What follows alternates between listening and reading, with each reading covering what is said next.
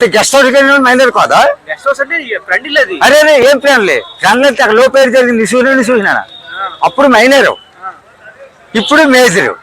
ఉదాహరణకు చెప్తాను, birthday party ఉంటుందండి, వెళ్తారా? ఎక్కడ చేసుకుంటారు బర్త్డే పార్టీలు? ఏదైనా ఫామ్ హౌస్ చేసుకుంటారు, తప్ప అంటారు? తప్పే. బర్త్డే పార్టీకి వెళ్ళడం తప్ప? తప్పు. ఎలాగ తప్పు అంటే బండి సంజీవ్ కొడుకు బర్త్డే పార్టీ చేయలేదు, వేళల్లో ఉంటారు కదా. ఒక సెంట్రల్ మినిస్టర్ కొడుకు బర్త్డే జరగాలంటే బండి సంజీవే చేస్తాడు ఆ బర్త్డే. 50 కోట్లు అవని, 100 కోట్లు అవని, 10 కోట్లు అవని, 50,000 అవని, 10,000 అవని. మరి అది బర్త్డే అంటారా మీరు? మరి బండి సంజీవ్ కొడుకుతోటి బర్త్డేకి ఎక్కడికి వెళ్ళాలా? కార్యకర్తలతోటి ప్రజలతోటి వెళ్ళాలా. మరి గెస్ట్ హౌస్కి అవసరం నీకేట ఉందమ్మా? నిజంగా ఆడపిల్లగా అయితే నేను గౌరవిస్తాను, కాదన్ను. మరి గెస్ట్ హౌస్లో పార్టీ చేసుకుంటారా? బండి సంజయ్కి బ్యాక్గ్రౌండ్ లేదా? ప్రజలు లేరా? అభిమానులు లేరా? కొడుకు పార్టీ ఎక్కడ చేయాలి నీకు తెలదా? తెలిసింది కదా. మరి గెస్ట్ హౌస్లో ఏమో ఆమె పార్టీ చేసుకునే అవసరం ఏంటుంది? నా క్వశ్చన్కి ఆన్సర్ ఇవ్వు నువ్వు. ఓకే, వెళ్ళావు, వెళ్ళిన తర్వాత ముద్ర ఎందుకు పెట్టుకోలే? ఆయనతో నీకేం పని? ఫ్రెండా? ఓకే, అందరూ కంటిన్యూ చేయి. ఫ్రెండ్ అన్నాడు కంటిన్యూ చేయొచ్చు, లేదంటే అన్న కంటిన్యూ చేయి, స్నేహితుడా సెకండ్ కంటిన్యూ చేయి. మరి ఆయనతో వెళ్ళి నువ్వు తినిపించడవు, ఆయన తినిపించడవు కదా. మరి ఇవన్నీ జరిగినాయి. ఇప్పుడు లాస్ట్కి ట్రోలింగ్ ఏంటని అడుగుతాను.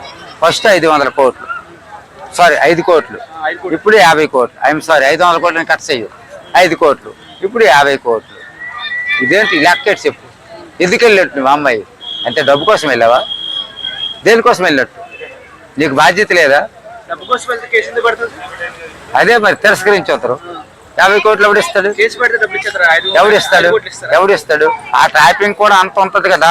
ఇటు బండి భగీరథ దగ్గర అన్నీ ఉంటాయి కదా, ఆయన కూడా బయట పెడతారు కదా.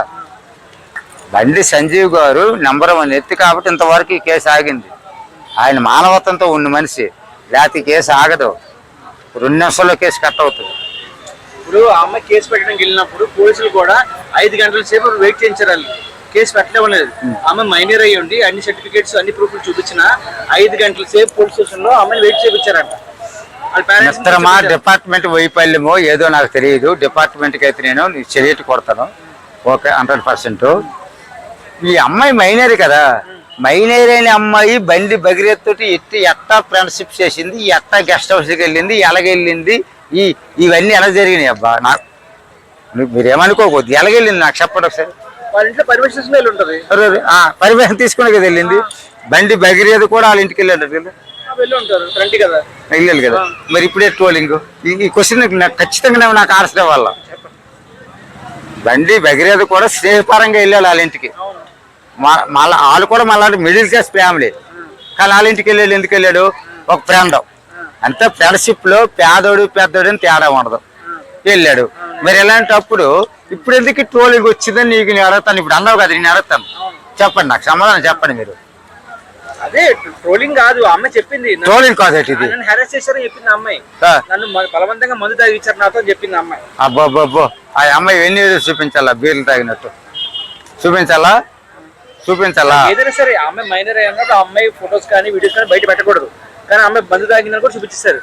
బండి భగీరథ గారు ఈ మెసేజ్ బయటికి తోలలేదు.